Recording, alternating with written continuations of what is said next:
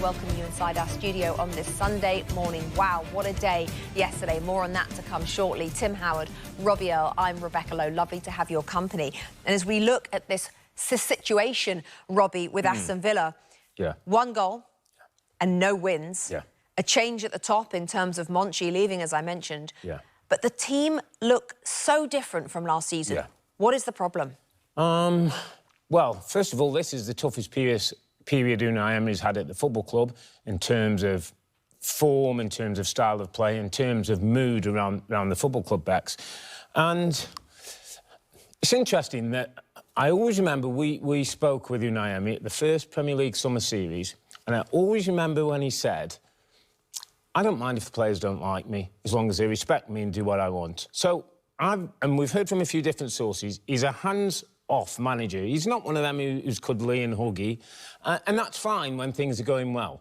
I've been in dressing rooms with managers like that. When things aren't going well, it's difficult, it's awkward, because you don't know what the manager's thinking. There's no real lines of communication. And I'm just wondering if that's become a little bit of an issue around the football club. This team play with a fire and an intensity when they're at their best that can make Villa Park a really difficult place to go. They've lost some of that and they're going to have to find it. Well, actually, funny you should say that, because of the matchday programme today ahead of their game against Fulham, he's written in the manager's column about the atmosphere of Villa Park, and he's called on the fans to bring the passion. He has said, and this is a quote, "We cannot forget, despite some results, what we achieved and what brought us here. We should not forget to be grateful. The players can be in a good or a bad moment, but they always try, and they deserve our full support." Tim, what do you make of that? Well, yeah, I think that, to Robbie's point, I was kind of looking at why we're trying to figure out why this team isn't working. Is it, you all often ask us, is it the player, is it the manager?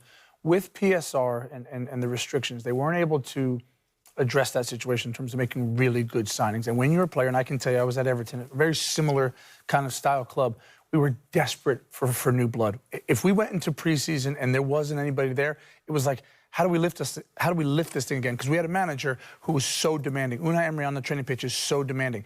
Pep is the same way. But you know what? They freshen things up every year. So there's a spice about it. I see these same players who I think are really good players.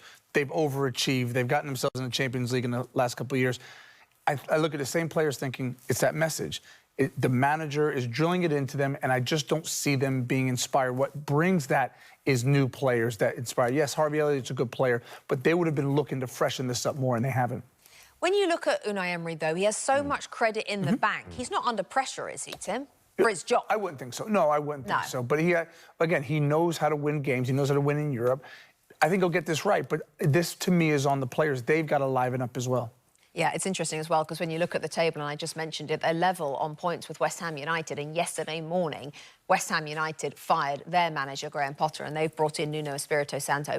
Hi there, I'm Rebecca Lowe, studio host of NBC's coverage of the Premier League. Don't forget to hit subscribe to watch more videos all season long, and for even more Premier League content, from original series to live matches, head over to Peacock.